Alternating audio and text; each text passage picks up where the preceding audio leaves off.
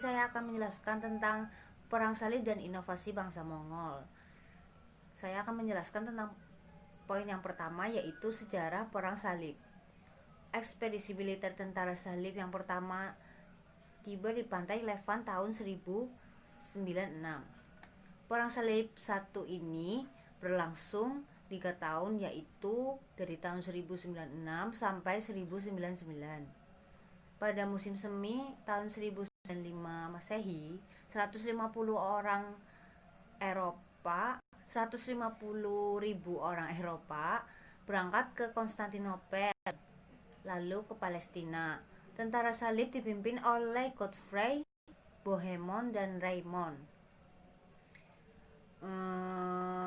Mereka memperoleh kemenangan besar pada tanggal 18 Juni 1097. Mereka berhasil menaklukkan Nisea, dan di tahun 1096 mereka juga menguasai Rahe di Edessa. Di Tripoli mereka mendirikan kerajaan Latin yang dipimpin oleh Raymond. Tahun 1144, salah satu daerah yang diduduki oleh tentara salib, yaitu Edessa, direbut kembali oleh penguasa Islam, yakni Mosul. Perebutan ini yang menjadi alasan bagi pecahnya perang salib yang kedua kali. Sekian dari saya.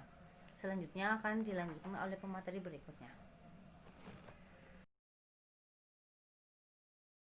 Di sini saya akan melanjutkan materi sebab-sebab terjadinya perang salib. Pertama yaitu faktor agama. Faktor agama di sini yaitu hilangnya kemerdekaan umat Kristiani untuk beribadah ke Yerusalem. Kondisi ini merupakan kebijakan yang dijadikan pemerintah Bani Saljuk yang menguasai Yerusalem. Padahal boleh dikatakan bahwa umat Kristiani ini sangat fanatik dan beranggapan bahwa berziarah ke makam Nabi Isa di Yerusalem merupakan amalan yang paling baik dan besar pahalanya.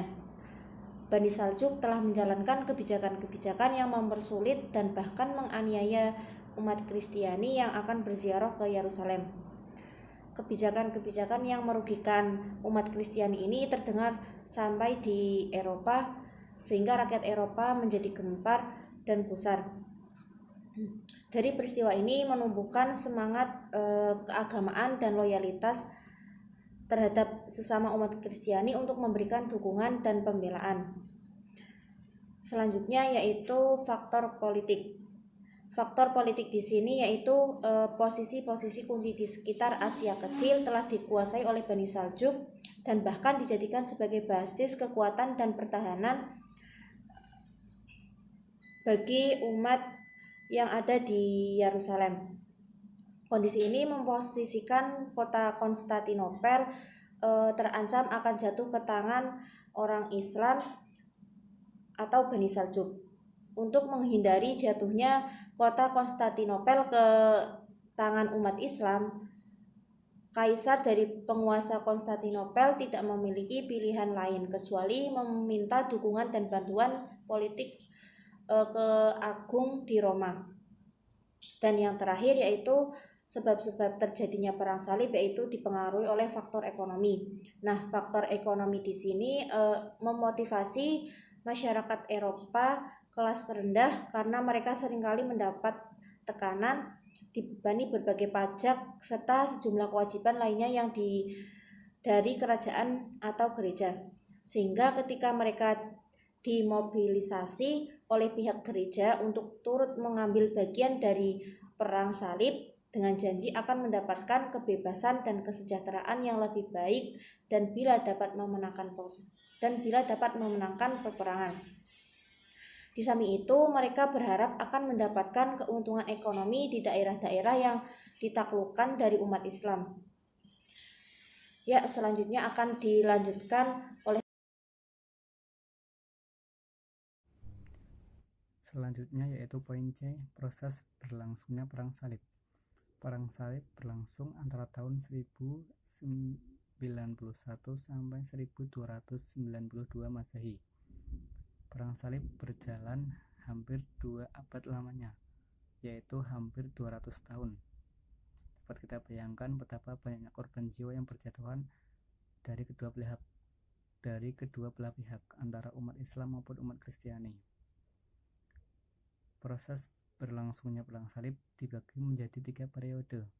Periode yang pertama disebut periode penaklukan umat Kristiani, yakni pada tahun 1096 sampai 1144 Masehi. Kemudian periode reaksi umat Islam, yakni berlangsung pada tahun 1144 sampai 1192 Masehi. Kemudian periode yang ketiga yaitu periode penaklukan pasukan salib, yakni berlangsung dari tahun 1192 sampai 1292 Masehi.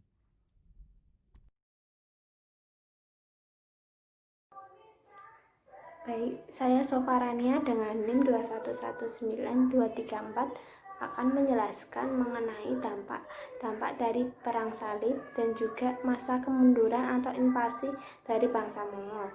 Yang D, tentang dampak yang terjadi karena adanya perang salib. Sejak yang berlangsung kurang lebih 3 abad terjadinya perang salib, dapat diperoleh beberapa hal positif atau dampak yang positif bagi bangsa Eropa. Di antaranya yang pertama, ada bertambahnya kerajaan Bizantium sehingga sanggup mengerem atau menghalang-halangi penyerangan yang terjadi pada Bani Sabuk ke Eropa. Kemudian adanya pasukan salib yang saling berkenalan terhadap ilmu-ilmu kebudayaan Islam yang sudah berkembang maju dan pesat di berbagai negara.